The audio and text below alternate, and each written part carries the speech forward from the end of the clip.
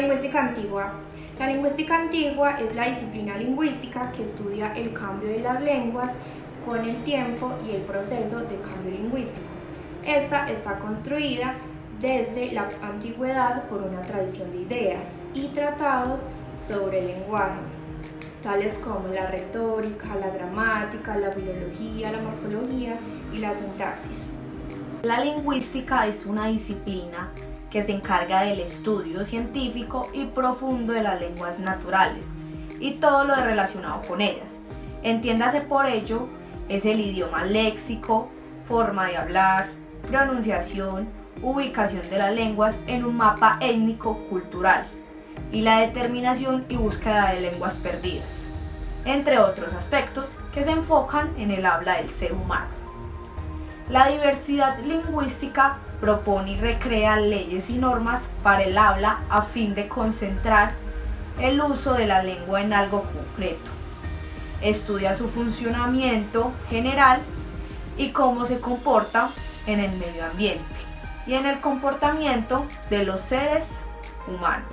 Ejemplos de comunicación lingüística: cuando conversamos con nuestra madre en las mañanas, cuando contamos un acontecimiento de nuestro día, cuando exponemos en el salón de clases, cuando hablamos por teléfono, cuando escribes a tus amigos por el WhatsApp, cuando lees un libro, cuando vamos a ver una película, cuando escuchamos un programa de radio y cuando escribimos una carta. Incluyen los siguientes apartados. Primero, la fonética, que es el estudio de la producción, la acústica y la escucha de los sonidos del lenguaje, como por ejemplo el cantar una canción, el canto de un ave, un grito, el sonido de la R, el pronunciar una palabra, el gritar una frase, la interpretación oral de un escrito y también el sonido de una cantante de ópera. La fonología, que es el estudio del sistema de sonidos. Por ejemplo, casa y taza. Estas dos son clases de sonidos que en una lengua distinguen enunciados con significados diferentes. Tercero, la morfología, que es la estructura de las palabras. Unos ejemplos claros son león, leona, gato, gata, canto, canta, cantar, salgo, salió, salía, carro, carros, releer y jardinero. Cuarta, la sintaxis, que es la estructura de las oraciones. Un ejemplo algo breve es el siguiente: resfriado, me habría la lluvia mojado, conme si hubiera. Esto no se entiende ya que las palabras se encuentran en desorden. La sintaxis correcta de esta oración es: si me hubiera mojado con la lluvia, me habría resfriado. Quinto, la semántica, que es el significado, y este se comprende de dos componentes o formas de asignar el significado, que son la denotación y la connotación. La denotación es el significado estándar de las palabras. Esto quiere decir que es el significado directo y convencional de una palabra, que es reconocido por todos aquellos que hablan una misma lengua. Y la connotación, que son aquellos sentidos secundarios que se atribuyen a un término y que no tienen que ver directamente con el referente enunciado. Es decir, cuando se indica la connotación de una palabra o frase es para señalar su significado secundario en determinado contexto, lo que generalmente indica un sentido más amplio de lo textual. Voy a poner dos ejemplos. Primero, ese automóvil está pintado de negro. La denotación es el color. Las intenciones de ese hombre parecen ser negras. Semántica, que es una disciplina que estudia el lenguaje en relación al contexto donde se desarrolla la idea, es decir, las oraciones producen una aceptación semántica, pero su significado e interpretación depende del contenido y del contexto lingüístico, ya que una misma oración puede tener varios sentidos en diferentes contextos. El contexto 1 serán dos amigos. El amigo A: ¿me puedes prestar 20.000 pesetas? El amigo B le dice: me pescas a fin de mes. La respuesta es, dado al supuesto compartido por ambos interlocutores de que a fin de mes la mayoría de la gente se ha gastado todo el sueldo. La respuesta B implica: no tengo dinero y por lo tanto no puedo prestarte absolutamente nada. También incluye la exploración de la naturaleza de las variaciones del lenguaje, dialectos, los cambios de lenguaje a lo largo del tiempo, el procesamiento y almacenamiento del lenguaje en el cerebro y su desarrollo durante la infancia. La evolución del lenguaje es el campo de la lingüística que trata sobre cómo emergió y evolucionó. El lenguaje actúa en la línea evolutiva del ser humano.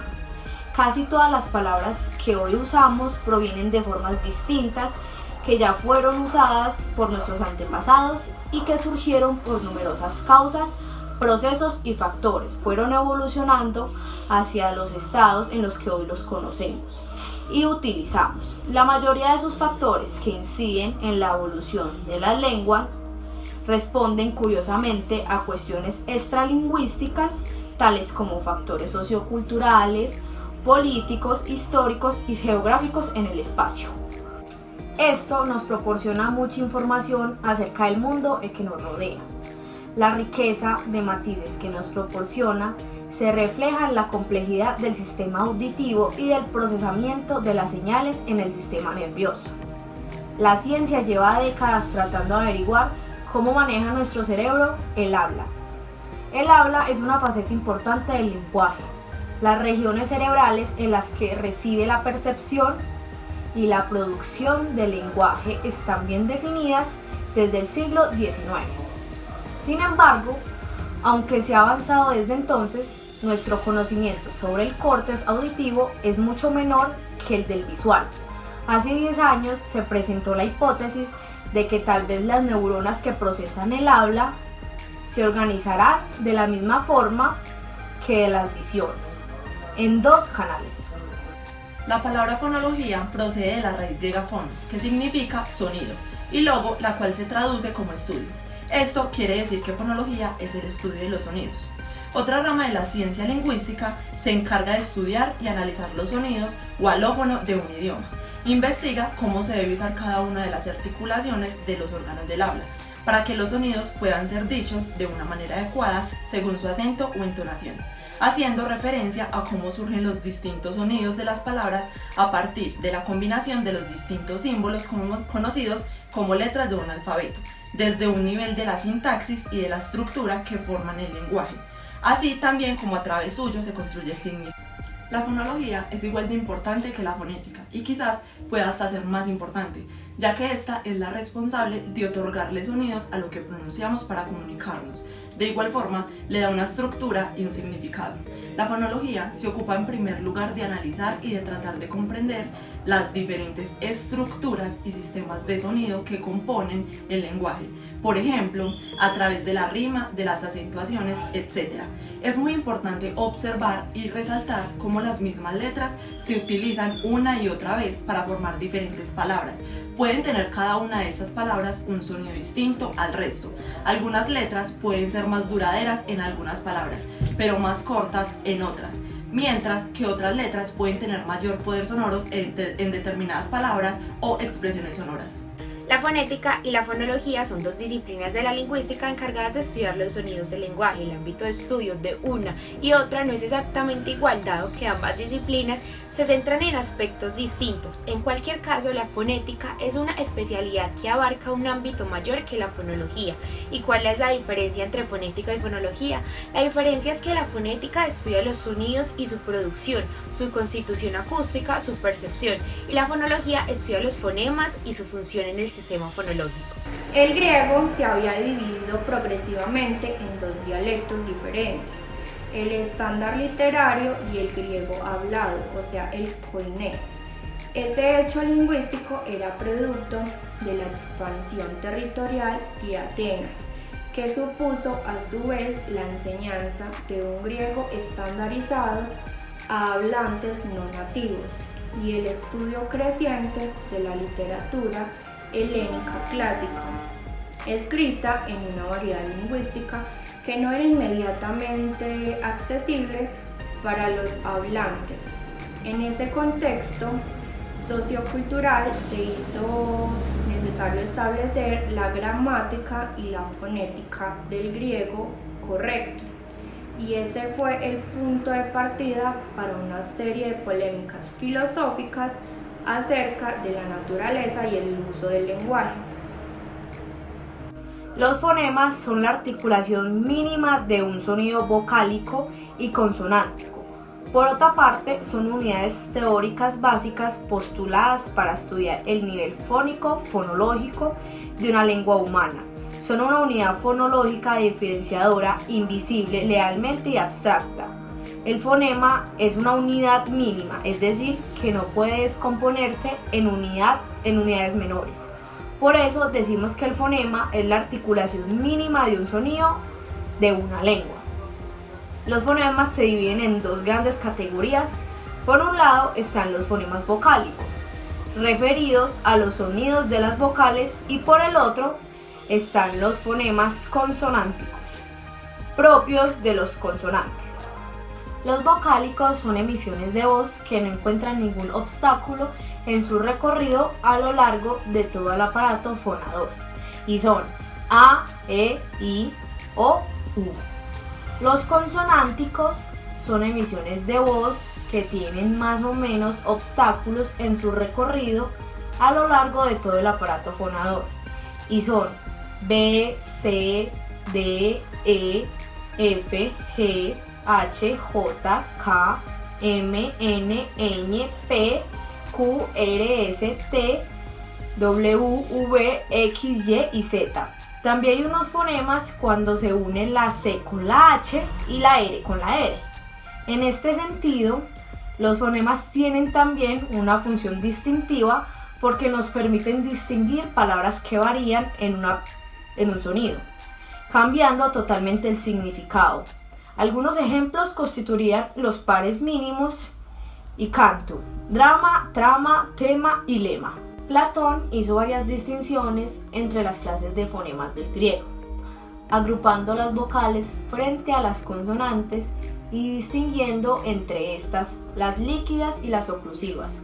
Fue consciente de las diferencias acentuales entre algunas palabras formadas por series similares de letras.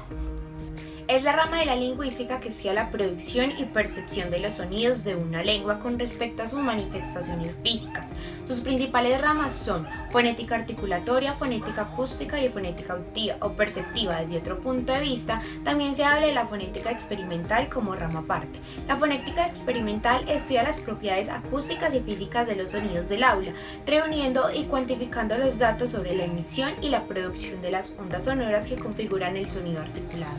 Gracias a la fonética experimental, se sabe que la mayoría de los sonidos, en especial las vocales, están constituidos por combinaciones de unas pocas frecuencias, los llamados formantes, que permiten al oído reconocer dicho sonido. La existencia de formantes está relacionada con el hecho de que dichos sonidos son de hecho ondas sonoras. Ejemplos, también denominada fonética perceptiva, trata de la percepción a través del oído, los sonidos del aula. George Jules considera la fonética desde el punto de vista del oyente, estudia la manera como el oído reacciona ante las ondas sonoras, la audición, así como la interpretación de tales ondas, la percepción. El oído es un dispositivo que tiene como misión recoger la energía que lleva una onda acústica en el tímpano y convertirla en impulsos nerviosos. Consta de tres partes: oído externo, oído medio, oído interno. La fonética acústica es el estudio de la fonética desde el punto de vista de las ondas sonoras. Se ocupa de la medición científica de las ondas de sonido y se crean en el aire cuando hablamos. Así como a los fonemas le atribuimos unos rasgos articulatorios, a los sonidos le podemos atribuir unos rasgos acústicos: vocálico, no vocálico y consonántico. No consonántico: compacto, difuso, sonoro, sordo, nasal, oral, intercepto, continuo, estridente, mate, grave, agudo. Fonética articulatoria es la que estudia los sonidos de una lengua desde el punto de vista fisiológico, es decir, describe qué órganos orales intervienen en su producción, en qué posición se encuentran y cómo esas posiciones varían los distintos caminos que pueden seguir al aire, cuando sale por la boca, por la nariz, por la garganta, para que se produzcan sonidos diferentes. Ejemplo, se emiten diferentes clases de vocales según varíe la posición de la lengua, tanto a partir de su eje vertical, alta, media y baja, como a partir de su eje horizontal, anterior, central y posterior. Por ejemplo, en español son vocales altas, las vocales de la palabra huir, es decir, la I y la U, son vocales medias, la E y la O, es decir, las palabras de la palabra pero, y es vocal baja la A de la palabra baja. Los órganos que intervienen en la articulación móviles, los labios, la mandíbula, la lengua, las cuerdas vocales y a veces reciben el nombre de órganos articulatorios. Con su ayuda, el hablante modifica la salida del aire que procede de los pulmones. El griego antiguo era una lengua pluricéntrica que consiste en muchos dialectos. Arcado Ciprio fue uno de los primeros dialectos griegos en Grecia. Arcado Ciprio solo se habla en Arcadia, en el interior del Peloponeso y en Chipre. Los dialectos de estas dos áreas se mantuvieron notablemente similares a pesar de la gran distancia geográfica. Se refiere a la lengua hablada en Grecia durante la antigüedad. Esta estaba dividida en varias ramas dialécticas. En el periodo helenístico predominó una variedad común del idioma, a la que se denominó Keine. Posteriormente evolucionó durante la Edad Media, dando lugar al griego moderno. El griego antiguo se da lengua de muchas grandes obras literarias, entre ellas los poemas homéricos y el Nuevo Testamento. Sexo empírico establece la existencia de las vocales breves y vocales largas. Las vocales largas duran en su pronunciación el doble de tiempo que las breves. Alfa es la primera letra del alfabeto griego. En la antigüedad su nombre era Alfa, nombre que deriva de la antigua letra fenicia. Epsilon es la quinta letra del alfabeto griego, cuyo sonido es el de una E breve. Iota es la novena letra del alfabeto griego. Es usada en inglés y en francés para expresar pequeñas cantidades.